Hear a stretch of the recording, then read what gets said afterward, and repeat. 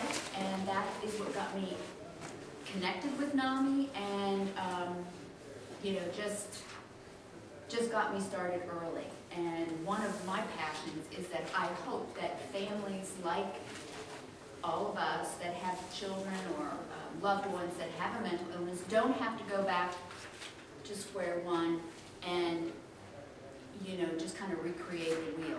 There's so many of us with so much information that I want everybody to be having a shortcut to care for their family members and for themselves for self-care. I found a lot of what I needed through programs, and I know that a lot of you will as well. Michelle, you want to introduce yourself? And my husband and my daughter both have been diagnosed with a mental illness. And my husband had been untreated for about 25 years, and when he was finally ready to get treatment, I found NAMI probably within the few months of each of these events happening, and it has really changed my life. So I'm so glad you all are joining us today. That they're considered dealing with an emotional, behavioral challenge that is also connected with a mental illness or behavioral, a biological disorder. That's kind of a lot for a family to sort of get their arms around, to say, I've got a child that has something that is not curable but treatable. So there's a lot of denial. When we start teaching this course, the light bulbs are going on.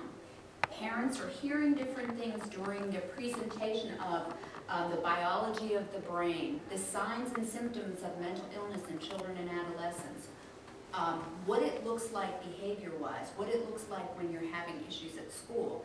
And you can see little light bulbs going on over parents' heads, and they feel that they are in a safe place to talk about it for one of the first times.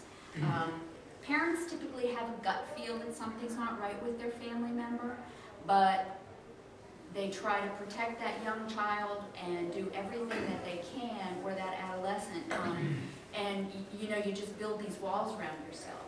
And we give parents that place to be able to talk about these things. We've all been there. We can talk about what it was like for us, and it's just a wonderful course.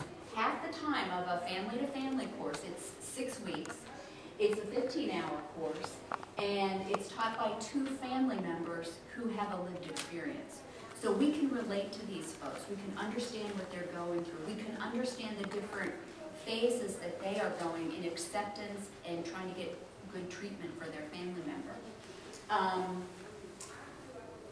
It is really a wonderful course. One of the things that we try to tell parents, which is the most important thing, is that number one, it's not your fault, because parents come in there pretty beaten up by everybody making parental assessments about their job, the job that they're doing. People are thinking these are bad kids with bad parents, and we let them know it is not your fault. And the second thing we really drive home is the self-care part. Parents of children and adolescents that are having emotional behavioral challenges are exhausted. Just trying to do what you normally do in a day, and then to have a child that is really having challenges at your house or at school or in the community, it is just exhausting. We tell them what they always say in the air, you know, when you're taking a flight. The most important thing to happen if we lose oxygen is to get your face mask on first, and then take care of your loved one that you're traveling with, if you're traveling with a child. We tell that to parents. You need to make sure that you have time to take care of yourself. Without you being fresh and ready to go, that you're not going to be any good to your child or your family. So this is an excellent course. Teach some parenting and communication skills for working with your children, and it's just great. The NAMI Basics affiliates, where we do have trained teachers, we have Aiken, AOP, Beaufort County, Grand Strand, Greenville, Mid-Carolina, and Piedmont Tri-County. And this would be a great program if you are a parent and you feel like you could, and you don't have to be a parent of a young child. If your child was symptomatic of a mental illness by the time they were 13 years old, don't necessarily have to have had that diagnosis, but if you were dealing with symptoms, you would qualify as a Parents and Teachers as Allies trained teacher. And we want to thank everybody for listening to our program presentation. Like I've said, and like Michelle has said, our volunteers are the heart of our organization.